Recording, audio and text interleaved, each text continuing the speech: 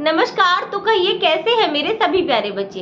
बेटा today we will read chapter 5 quality of class 7 from the book honeycomb. But before we proceed we must know the meaning of quality. तो quality का मतलब क्या होता है बेटा? जब हम किसी भी चीज के मेरिट्स बताते हैं या फिर उसकी वर्थ बताएं, हम उसकी प्रॉपर्टीज बताएं। लेट्स एज्यूम कीजिए कि भाई आपने 2 सैंडल्स लिए, एक तो आपने ब्रांड से ले लिया और एक आपने लोकल परचेज कर ली, ठीक है। अब थोड़े ही दिन में जब आप पहनेंगे तो भाई आपको क्वालिटी में फर्क पता लगेगा। भाई ये ब्रांड की है तो मे बी बहुत अच्छी है और ये लोकल है तो कैसी है। और बेटा यहाँ पर मैं किसी भी चीज को गलत या छोटा नहीं बता रही हूँ। What I am trying here, just I am trying to tell you the meaning of quality. तो क्वालिटी क्या होती है बेटा? जब हम किसी भी चीज की प्रॉपर्टीज बताते हैं, मेरिट्स बताते हैं या कभी मेजर करते हैं, उसको हम क्वालिटी बोलते हैं। तो let's start the chapter. But before you read we must know, थोड़ा सा पढ़ लेते हैं हम पहले क्या पढ़ना है इसको। Can a shoe maker be called an artist? अभी पूछ रहे हैं कि भाई क्या शू मेकर आर्टिस्ट कहलाया जा सकता है? उसको कह सकते हैं हम yes if he has same skill and pride in his trade as any other artist. अब वो कह रहे हैं कि हाँ, अगर उसके पास में स्किल्स है, प्राइड है, पैशन है उस काम को लेके, तो हाँ वो भी आर्टिस्ट है। And the same respect for it too, और उसके लिए रेस्पेक्ट भी जिस भी काम को वो कर रहा है। यहाँ पे कोई काम छोटा बड़ा नहीं होता। जो भी काम एक इंसान कर रहा है और वो स्किल के साथ में, प्राइड के साथ में उसको कर रहा है, तो yes he is an artist. Mister Gessler, a German shoe maker settle in London, is a perfect artist. अब एक मिस्टर गैसलर है जो एक परफेक्ट शू मेकर है। कहाँ पे रहते हैं वो? लंदन में, और वो एक परफेक्ट आर्टिस्ट है। तो read the story to see how he devotes his life to his art. अब वो क्या है? आर्ट कौन सी है उनकी? शू मेकिंग की जो आर्ट है। डिवोट क्या होता है भाई? किसी को अपनी पूरी लाइफ, गिव ऑल और most of us times once time, अपना पूरा टाइम समय देना। डिवोटी क्या होता है? भक्त। तो ऐसे ही वो डिवोट करते हैं किसमें? शू मेकिंग में। तो जैसे काम ही पूजा है ना, इसको हम इस तरीके से समझ सकते हैं। तो ना ये let's start. I knew him from the days of my extreme youth because he made my father's boots. अब वो बता रही है जो राइटर है कि मैं उनको कब से जानता हूँ? तब से जानता हूँ जब मैं बहुत यूथ था। क्यों? क्योंकि वो मेरे फादर के बूट्स बनाते थे। He lived with his elder brother in his shop, और वो कहाँ रहते थे? अपने बड़े भाई के साथ में रहते थे। Which was in a small by street in a fashionable part of London, जो बहुत छोटी सी स्ट्रीट में थोड़ा सा अलग हटके थी फैशनेबल पार्ट से। जो लंदन का एक फैशनेबल पार्ट था वहां से बिल्कुल हटके थी वो जो शॉप थी। और किसके बारे में बात हो रही है? अगर वो अपने एल्डर ब्रदर के साथ में रहते होंगे तो नॉर्मल सी बात है, ये बात हो रही है किसी यंगर ब्रदर के बारे में। The shop had a certain quite distinction. अब शॉप कैसी थी? उसकी कुछ अलग था, कुछ अलग बात थी उसमें, वो सेपरेट करती थी। डिस्टिंक्शन मतलब किसी चीज से सबसे अलग करना उसको। There was no sign upon it other than the name of Kessler Brothers. उसके ऊपर कोई साइन ही नहीं था। सी आज आप किसी मॉल में जाते हो तो कितनी चीजें होती है ना एक्सपोजर में, भाई ये भी डिस्प्ले बोर्ड पे हो रहा है, कुछ अच्छा लग भी रहा है। मतलब एक कस्टमर को अट्रैक्ट करने के लिए what ever they can do they do. But यहाँ पे जो हमारा शॉपकीपर है उसने कुछ भी ऐसा नहीं है, बस उसने अपना शॉप के ऊपर लिखा हुआ है, नाम लिखा हुआ है अपना, mister Gessler brother. And in the window a few pairs of boot, और एक विंडो पे छोटे से बूट्स, थोड़े बहुत बूट्स लगा रखे हैं उसने, ठीक है। अभी मॉल में जाएंगे तो कितना अट्रैक्ट होता है ना इंसान, देख के ही उनको आता है कि कस्टमर को अट्रैक्ट कैसे करते हैं। बट जो मिस्टर गैसलर है वो ऐसा कुछ भी नहीं करते हैं। वो सिर्फ उनकी नॉर्मल शॉप है और उसमें थोड़े बहुत लोगों को बताने के लिए कि भाई हाँ यहाँ पे भी एक शू मेकर है, सिर्फ इसलिए उन्होंने लगाए हुए थोड़े बहुत शूज की फोटोज या पिक्चर्स लगाया हुआ है, ठीक है। He made only what was ordered and what he made never failed to fit. अब वो क्या बता रहे हैं कि भाई वो क्या करते थे? जैसे अभी हम मॉल में गए तो भाई 4 नंबर का जूता भी है, 5 का भी है, 6 के भी, whatever we want we get there. But यहाँ पे जब भी हम कोई ऑर्डर करते थे चीज के, भाई हमें ये बनवानी है, तो बस वो वही चीज बनाते थे। उनके पास फालतू की कोई भी चीज पड़ी हुई नहीं रहती थी। तो यहाँ जो वर्ड आया था ऊपर, डिवोट करना, तो देखिए कितना डिवोट करते हैं अपने टाइम को। मतलब यही नहीं कि सारे जूते बना के रख दिए, जी नहीं। जो भी मतलब एक ऑर्डर आ रहा है, एक कस्टमर क्या हुआ, एक भगवान हुआ, तो जो एक ऑर्डर आ रहा है वो उसको पूरा करने में पूरा टाइम अपना लगा देते हैं, ठीक है। And what he made never fail to fit, और वो जो भी बनाते थे भाई वो इतना अच्छा बनाते थे कि कभी फिट, मतलब हमेशा पैर में वो जो जूता है या जो भी चीज वो बना रहे हैं वो हमेशा आ जाती थी। ये नहीं है भाई छोटा हो गया, काट रहा है या फिर कुछ भी क्रीक हो गया, कुछ नहीं है ऐसा। वो बहुत ही अच्छी चीजें बनाते थे जब भी वो बनाते थे। To make boots, such boots as he made seem to me then and still seems to me mysterious and wonderful. वो क्या कह रहे हैं कि भाई वो जैसे बूट बनाते थे वो बहुत मिस्टीरियस थे, मतलब जैसे किसी ने पैर को रखा हुआ है उसके बाद में वो शूज बनाया, इस तरीके से वो गहन रहस्य था जो मुझे आज तक समझ ही नहीं आया। किसको? राइटर को। और वो वंडरफुल भी बहुत होते थे भाई, देखने में भी मतलब एक क्वालिटी होती थी। ठीक है, यही बताया जा रहा है यहाँ पे। I remember well my shy remarks one day while stretching out to him my youthful foot. Isn't it awfully hard to do, Mr. Gessler? अब वो क्या कह रहे हैं कि मुझे अभी तक अपने शाही रिमार्क याद है जब मैं पहली बार उनकी शॉप पे गया और मैंने अपने पैर को स्ट्रेच किया, और स्ट्रेच करते क्या बोला, भाई ये थोड़ा मुश्किल नहीं है। awfully का मतलब होता है वेरी। ठीक है, कि हार्ड मतलब ऐसा मुश्किल नहीं है मिस्टर गेस्लर इस तरीके से शूज को बनाना। And his answer, given with a sudden smile from out of the redness of his beard, it is an art. अब वो क्या कह रहे हैं कि उनका एक आंसर है, उन्होंने हल्की सी स्माइल पास करी है अपनी रेड बियर्ड से, मतलब ही इज फ्रॉम जर्मन ना, तो जर्मन कैसे होते हैं जिनकी रेड बियर्ड होगी, थोड़ा सा हो ना, रेडिश होते हैं वो। और जो ये वर्ड है इट इज एन आर्ट, तो ये जर्मन एक्सेंट है। ठीक है, जर्मन लैंग्वेज का पार्ट है और वो जर्मन से है, इसीलिए वो इस तरीके से बोल रहे हैं। It was not possible to go to him very often. His boots lasted terribly. अब वो क्या बता रहे कि भाई ये नहीं था कि आज बना लिया फिर एक महीने बाद कुछ प्रॉब्लम आ गई तो नया शूज ले लिया, नहीं, उनकी शॉप पे इतनी जल्दी जल्दी जाना बहुत आसान नहीं था। His boots lasted terribly, मतलब lasted terribly का मतलब lasted very long, बहुत दिनों तक वो जो बूट्स थे जो वो बनाते थे वो बहुत चलते थे। Something beyond the temporary, some essence of boot stitched into them. अब क्या है, कुछ अलग ही बात थी, कुछ टेम्परेरी होता है ना, आप कितनी भी ब्रांड का शूज ले लो बट उसमें वो बात नहीं थी शायद से जो उनके बूट्स में होती थी, according to writer. One went in not as into most shops but restfully as one enters a church and sitting on the single wooden chair waited. अभी क्या बता रहे हैं कि भाई अभी मॉल्स है या बहुत सारी शॉप्स है, मान लो ये दिखा, यहाँ पसंद नहीं आया तो दूसरा देखा, फिर वहां पसंद नहीं आया तो तीसरा देखा, इस तरीके से ना करके क्या करते थे लोग, अगर कोई वहां जा रहा है तो कंपेयर देखिए कहाँ किया गया कि जैसे कोई चर्च में जा रहा है और वहां बैठ के वो भगवान को याद कर रहा है, इस तरीके से वो चेयर थी उस पर वो बैठ जाता था जो भी कस्टमर वहां जाता था। तो a cutler sound and the tip tap of his slippers beating the narrow wooden stairs, and he would stand before one without coat, a little bent in leather apron, with sleeves turned back, blinking, as if he awakened from some dreams of boots. अब देखिए एक गटलर sound आती थी, harsh की, जो मतलब एक अजीब सी साउंड आती है वैसे आती है, और जब वो नीचे उतरते हैं, tip tap of his slippers beating the narrow wooden stairs, क्या बीट कर रहे हैं, जो स्टेयर्स है ना उसको, वो चल रही है ना, तो जो स्टेयर्स से जब हम उतरते हैं अकेले में हम उतरेंगे तो जो चप्पलों की आवाज आती है उसको डिफाइन किया गया है यहाँ पे। ओके,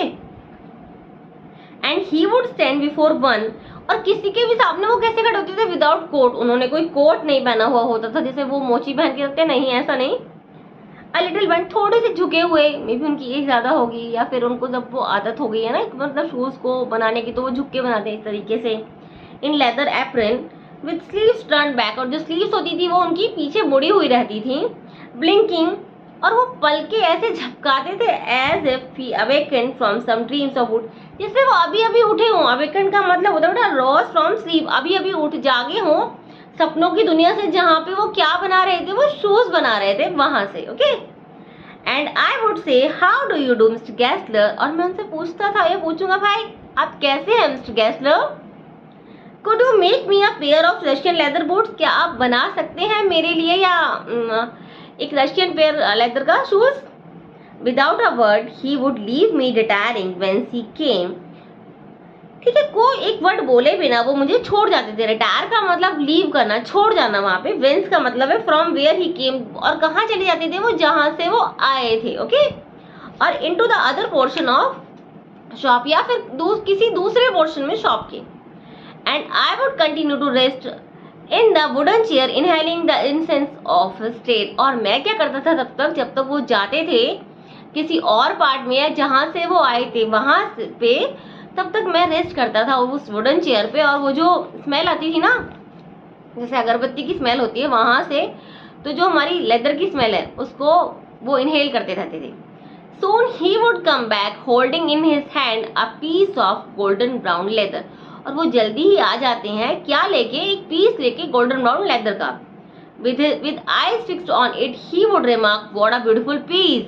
अब वो क्या कहते हैं बेटा, यहाँ पे जर्मन एक्सेंट में, जर्मन लैंग्वेज में बोलते हैं what a beautiful piece। P को बी से रिप्लेस करा गया है बीस, एंड ब्यूटीफुल में टी को डी से रिप्लेस किया गया। वो आते हैं, उनका ध्यान सिर्फ अपनी ही चीज पे है, तो वो क्या बोलते हैं उसको, व्हाट अ ब्यूटीफुल पीस, कितना ही अच्छा पीस है। When I too had admired it, he would speak again, when do you want them। और जब मैं एडमायर करता था, जब मैं प्रशंसा करता था, मतलब जो कस्टमर है या राइटर है, जब वो उसकी प्रशंसा करते थे, तब वो पूछते कि भाई तुम्हें कब चाहिए। And I would answer oh as soon as you conveniently can। और मैं आंसर क्या देता था, कोई इतनी जल्दी नहीं है, जब भी आप आराम से इसको बना सके तब आप मुझे दे दीजिए। And he would say tomorrow fortnight। और उन्होंने क्या बोला कि भाई कल से 15वें दिन मैं दे दूंगा तुमको। fortnight का मतलब होता है 15 दिन, within 15 days, ओके। और if he were his elder brother I will ask my brother। और वो क्या बताते कि अगर मेरा कोई मतलब बड़ा भाई होता तो मैं उससे पूछ के बताता, ऐसा वो बोलते हैं। कौन, जो शू मेकर है मिस्टर गैसलर, वो। Then I would murmur thank you. फिर मैं मुंह जैसे बोलते हैं ना, कुछ बच्चे आप लोग जैसे टीचर आते हैं तो आप ममरिंग करते हैं ना, धीरे धीरे बोल के, तो ऐसे ही वो जो राइटर है वो ममरिंग कर रहे हैं, बोल रहे हैं thank you. Good morning mister Gessler. Good morning he would reply. वो गुड मॉर्निंग उनको जब बोलते हैं तो वो भी रिप्लाई में क्या बोलते हैं, good morning. Still looking at the leather in his hand. और जैसे कुछ बच्चे होते हैं ना जो सिर्फ पढ़ाई पे ध्यान देते हैं, तो वो सिर्फ बुक्स को ध्यान रखते हैं ध्यान में, या उनके ऊपर ही उनका अटेंशन रहता है पूरा का पूरा। तो सेम जो मिस्टर गैसलर है, उनका ध्यान कहीं और है ही नहीं, बस शूज पे है जो वो बनाने वाले हैं, तो लेदर पे उनका ध्यान है जो उनके हाथ में है। And as I move to the door I would hear the tip tap of slippers going up the stairs to his dream of boots। और जैसे ही मैंने मूव किया वापस जाने के लिए अपनी जहाँ पे से मैं आया था, तो मैं क्या सुनता हूँ कि भाई वो भी जहाँ से वो आए थे, वो ड्रीम्स ऑफ बूट मतलब के जिस सपनों की दुनिया में से आए थे, वो जहाँ पे वो तैयारी कर रहे थे या वो बना रहे थे, वो वहाँ वापस चले गए। I cannot forget a day on which I had occasion to say him, Mr. Gessler, that last pair of boots creaked, you know। मैं उस दिन को ही नहीं भूल सकता जब मुझे एक अवसर मिला था और मैंने क्या कहा उनसे कि भाई मिस्टर गैसलर, जो आपने लास्ट पेयर बनाया था ना शूज का, वो क्रीक हो गया है, मतलब वो थोड़ा सा उसमें से आवाजें आ रही हैं। आप जानते हो क्या, he looked at me for a time without replying as if expecting me to withdraw or qualify the statement, then said it shouldn't have creaked। अभी क्या कह रहे हैं, वो कह रहे हैं कि भाई वो मेरी तरफ थोड़ी देर तक देखते रहते, कोई रिप्लाई करे बिना, कि शायद से या तो विड्रॉ कर लूँ मैं अपनी जो मैंने स्टेटमेंट दी है, ठीक है ना, रिमूव हो जाऊँ उस बात से कि नहीं वो आपकी शूज नहीं है, और क्वालिफाई कर लूँ, बिकम एलिजिबल कर लूँ कि भाई नहीं ये स्टेटमेंट गलत है। और वो फिर कहते हैं कि इट शुडंट हैव क्रीक्ड। ऐसा हो ही नहीं सकता कि वो क्रीक हो जाए। It did, I am afraid. और मैंने क्या कहा थोड़ा डरते हुए कि नहीं नहीं ऐसा हुआ है। You got them wet before they found themself, ठीक है। अब वो क्या बता रहे हैं, you got them wet before they found themself. वो कह रहे हैं कि भाई मे बी आपने वो जो शूज थे उनको गीला कर दिया होगा, क्योंकि प्रॉब्लम होती है ना कि न्यू लेदर को अगर आप गीला कर देते हो तो वो खराब हो जाती है, इसीलिए वो बोल रहे हैं कि मे बी ऐसा हुआ होगा। I don't think so. Later क्या बोलते हैं इस पे, नहीं मैं तो नहीं सोचता कि मैंने ऐसा कुछ किया है। At that he lowered his eyes as if hunting for memory of those boots, and I felt sorry I had mentioned this grave thing। अब वो क्या बोलते हैं कि सीरियस मैनर में वो बोलते हैं कि भाई अपनी आंखों को नीचे झुका लेते हैं और सॉरी बोलते हैं। Send them back, he said, I will look at them। कहते हैं उनको वापस भेज देना, मैं उसको देखूंगा। ग्रेव थिंग का मतलब होता है सीरियस किसी भी चीज को देखना, ठीक है। At that he lowered his eyes as if hunting for the memory of those boots। जैसे वो खो गए कि भाई कौन से वो बूट्स थे जो मैंने बनाए और ऐसे खराब हो गए।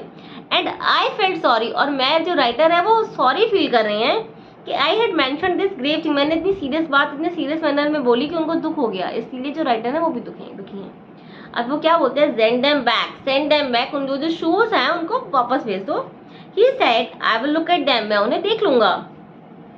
सम boots, he continued, slowly are bad from the birth. अब वो कह रहे हैं कि भाई कुछ बूट्स जो है उनकी क्वालिटी जब वो मतलब बनाए जाते तब से ही वो बेकार होती हैं।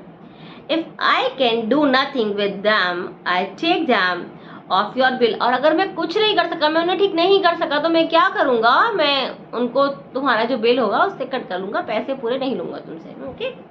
Once I went absent-mindedly into his shop in a pair of boots bought in an emergency at some large firm. ठीक है। He took my order without showing me any leather and I could feel his eyes penetrating the inferior covering of my foot. At last he said, "Those are not my boots." अब एक बार क्या होता है, मैं absent-mindedly, मेरा मतलब मैं ठीक नहीं होऊंगा, तो मैं चला गया उनकी शॉप पे, वो कोई दूसरा शू पहन के किसी और जगह से जो मैंने लिया था, किसी लार्ज फर्म से लिया था, वो तो ये कह रहे हैं। He took my order without showing me any leather, उन्होंने मेरा ऑर्डर ले लिया, कोई जैसे वो लेदर दिखाते थे पहले, ऐसा कुछ दिखाया नहीं, उन्होंने ले लिया। And I could feel his eyes penetrating the inferior covering of my foot. अब penetrating का मतलब वो अंदर से झाँक रहे थे, जो शूज मैंने पहना हुआ था उसको अंदर तक झाँक रहे थे। पेनिट्रेट करने का मतलब होता है बेटा able to make a way through, अंदर तक झांकना किसी चीज की। इंफीरियर मतलब लोअर इन रैंक, उसकी जो क्वालिटी उसको देख रहे थे वो। और वो क्या बोलते हैं एकदम लास्ट में कि ये बूट्स तो मैंने बनाए ही नहीं है। The tone was not of anger not of sorrow not even of contempt. अब जो वो टोन थी जिसमें वो बोल रहे थे ना, तो उनको बहुत गुस्सा आ रहा था कि वो मैंने तो बनाया नहीं, मेरे ऊपर नाम कैसे लगा दिया। नहीं, दुख भी नहीं था उसमें, गुस्सा भी नहीं था, तो दुख भी नहीं था। और कंटेम्प्ट का मतलब होता है the feeling that a person और अ थिंग इज वर्थलेस।